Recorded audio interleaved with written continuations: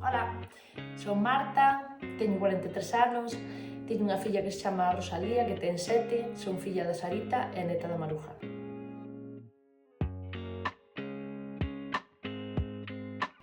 Vivimos en Manzaneda, eu e a miña familia, a miña parella chamase Roberto, e vivimos en Manzaneda, que é un pueblo de Ourense con moi pouquiños habitantes. Eu son diseñadora gráfica e dedícome basicamente a crear identidades visuais para proxectos sociais e educativos. Eu estudiei fora, o sea, marchei a estudiar e volvín cando tiña 35 anos, cando decidí ter a miña filla, porque creo que no rural é un sitio moi bo para criar unha filla. Para min o rural é sinónimo de liberdade para os nenos e as nenas. Eu criei-me no rural e quería que a miña filla tamén se criara aquí.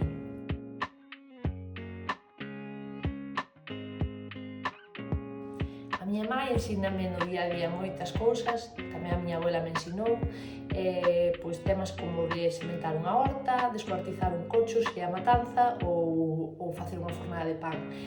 Que pasa? Que eu no día a día non o levo a cabo, nin o poño en práctica, pero sí que son cousas que che quedan gravadas, que supoño que porque viviche de pequena.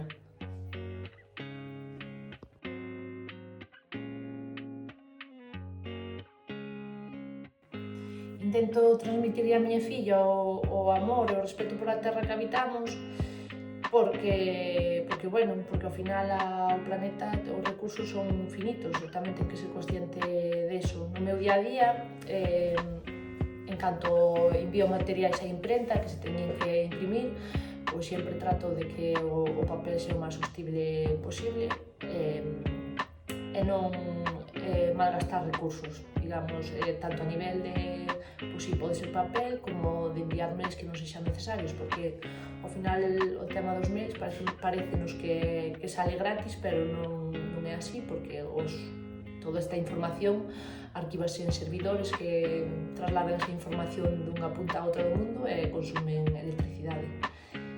Así que é algo que deberíamos ter en conta.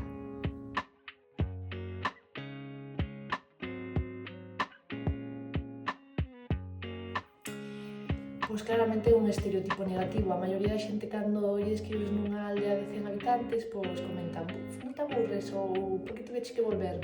Como se estivésemos desterrados do mundo. E as institucións tampouco axudan moito porque nos faltan servicios básicos como pode ser unha estrada ou como pode ser un servicio de pediatría. Eu quero rachar con este estereotipo porque no rural non só vivimos mulleres que se dedican ao sector primario. Aquí a menos de 3 km ao meu redor teño unha nai de día, unha cooperativa de traballo social ou mesmo unha rapaza que se dedica á artesanía. Isto é todo. Gracias.